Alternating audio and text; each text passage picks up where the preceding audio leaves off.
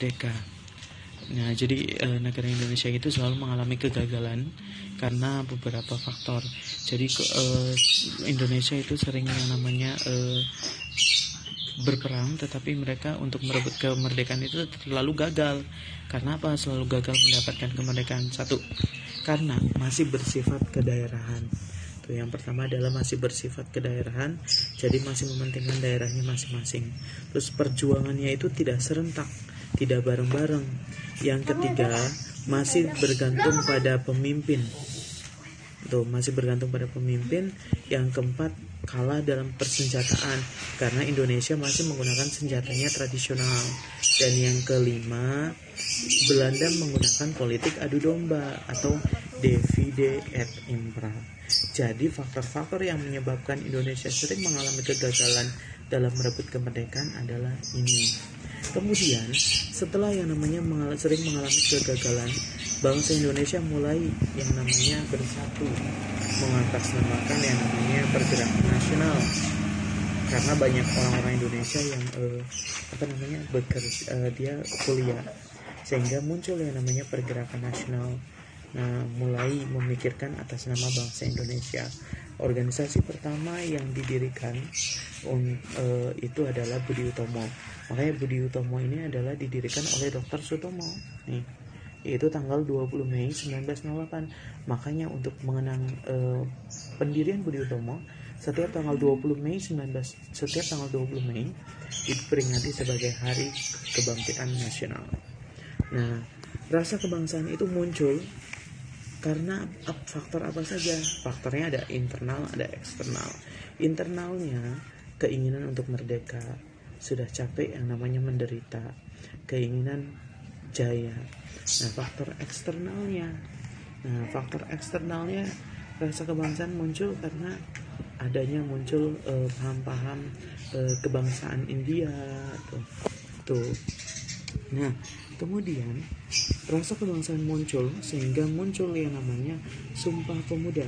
Sumpah Pemuda didirikan dilakukan yang kedua, yaitu Kongres Sumpah Pemuda kedua, yaitu tanggal 28 Oktober 1928 dengan diucapkannya Ikrar Sumpah Pemuda.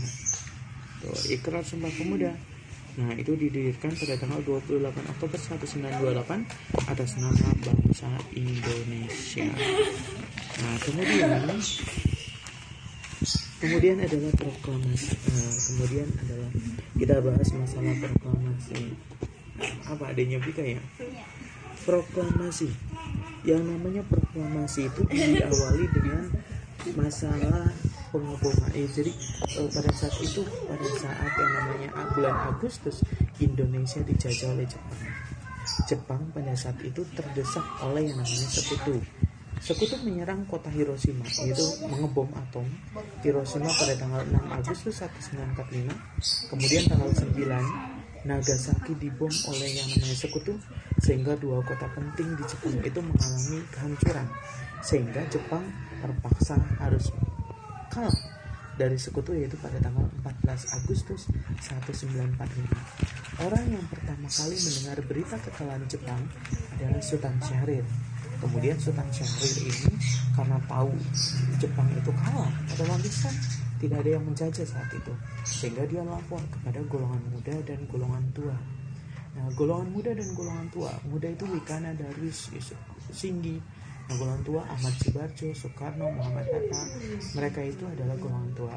Mereka berselisih paham tentang pelaksanaan proklamasi. Golongan muda mengharapkan agar segera dilaksanakan proklamasi, tapi golongan tua meminta untuk proklamasi nanti kita diskusikan terlebih dahulu.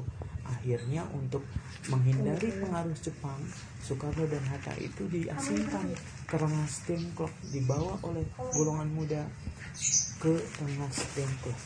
Peristiwa Rengas Dengklok terjadi pada tanggal 16 Agustus 1945. Nah, ini Rengas Dengklok ya di Karawang. Tokoh para pemuda ini membawa Soekarno dan Hatta ke Rengas Dengklok. Tujuannya adalah supaya tidak dipengaruhi oleh Jepang. Nah, kemudian golongan tua pun mencari kemana Soekarno dan Hatta ini. Akhirnya mereka komunikasi dengan golongan muda Kemudian mereka mengusulkan agar Soekarno dan Hatta dibawa lagi ke Jakarta. Nah, akhirnya Ahmad Subarjo datang ke Rengas Dengklok untuk menjemput Soekarno dan Hatta. Ahmad Subarjo, Soekarno, Muhammad Hatta akhirnya kembali ke Jakarta dan menemui yang namanya Laksamana Maeda Tadashi. Ini tentara angkatan laut Jepang.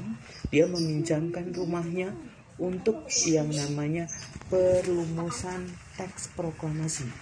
Tokoh perumus teks proklamasi kita ngingetnya Ahmad Sukahatta, Ahmad Subarjo, Soekarno, dan Muhammad Hatta, 3 orang. Nah, perumus proklamasi dirumuskan.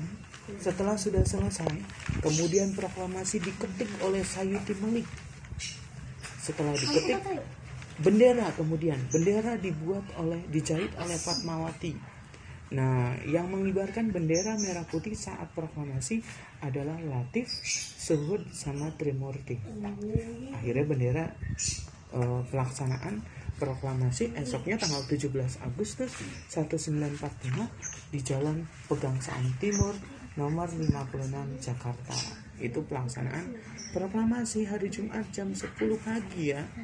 Kemudian tanggal 18 Agustus yang namanya setelah tanggal 17, kemudian setelah acara kemerdekaan, kemudian kemerdekaan ini disebar. Penyebaran beritanya itu melalui pamflet, kantor berita Dome, ada melalui surat kabar yaitu Suara Asia. Nah, ada yang lagi dengan menyambut dengan namanya upacara di lapangan Ikadau, upacara besar ya.